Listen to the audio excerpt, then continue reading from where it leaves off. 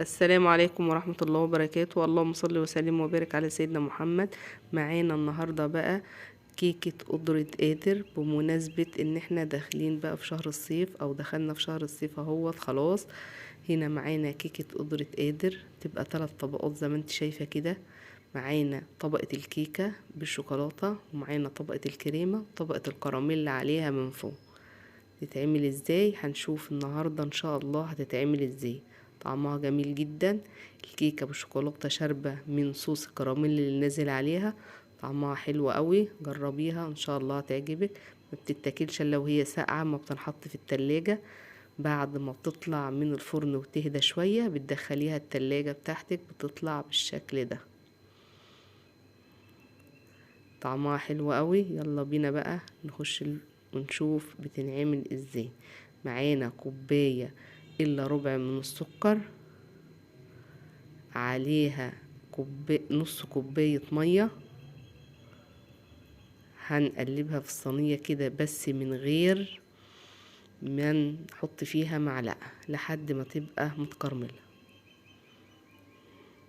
هنا معانا بقى مقادير الكريمة: 4 من البيض، 2 كوب من اللبن او نص كوب او نص كيلو من اللبن. دي الكوباية التانية هي من اللبن. معانا 4 من البيض، معانا كوباية الا ربع من السكر، معانا هنا اهو 4 بيضات، فانيليا سايلة او فانيليا اكياس عادي، معلقتين كبار من لبن البودرة او معلقتين من بودرة الكريم شانتيه. دي هنا اهي بعد ما احنا كرملناها في الصينية زي ما انت شايفة، بس بتدي اللون الذهبي الفاتح، ما تديش اللون الذهبي الغامق. ضربنا كل مكونات الكريمة في الخلاط، وهنا صبناها على صوص الكراميل اللي احنا عملناه.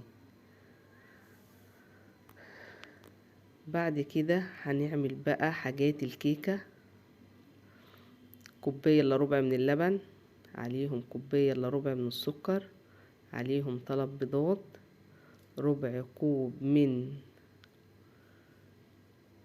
الكاكاو، عليهم كوباية وربع من الدقيق، باكو من البيكنج باودر، طبعا الفانيليا، وياريت الفانيليا برضو تكون سائل، هي السائلة يعني بتدي طعم حلو كمان. ده الربع، بقيت ربع كوباية الدقيق، وحطينا كوباية دي قبل كده. وهنا الباكو الفانيليا. على فكرة ضربت كل المكونات في الخلاط، البيض مع اللبن مع السكر مع كله ضربته في الخلاط.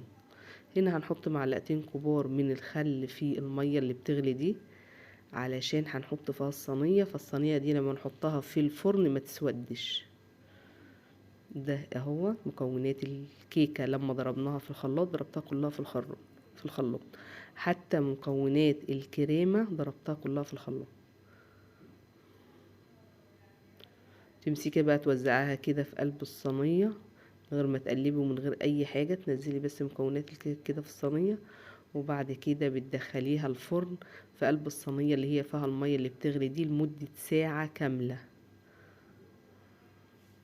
معلقتين الخل اللي حطيناهم في المية اللي بتغلي عشان الصينية اللي تحت دي ما تسودش. اهي المية استوت والمية زي ما هي، والصينية ما سودتش ولا اي حاجة. معلقتين الخل حفظولك الصينية دي. بعد ما طلعت بقى من الفرن، وهنقلبها اهي مع بعض علشان نشوفها شكلها ايه بعد ما هديت 5 دقايق. ادي شكلها بعد ما طلعت من الفرن واستوت. والف هنا وشفا، وربنا يحسن ما بين ايديكم. لسه ما عملش لايك للفيديو يعمل لايك، واللي اول مره يشوفنا يدعم القناه ويشترك في القناه. شوفوا شكل الكيك عامل ازاي، شكلها جميل جدا، شكلها مشهي، وربنا يحسن ما بين ايديك. وده كان فيديونا النهارده، كيكه قدرة قادر. احلى كيكه تاكليها في الصيف، تاكليها من التلاجة كده وهي ساقعه.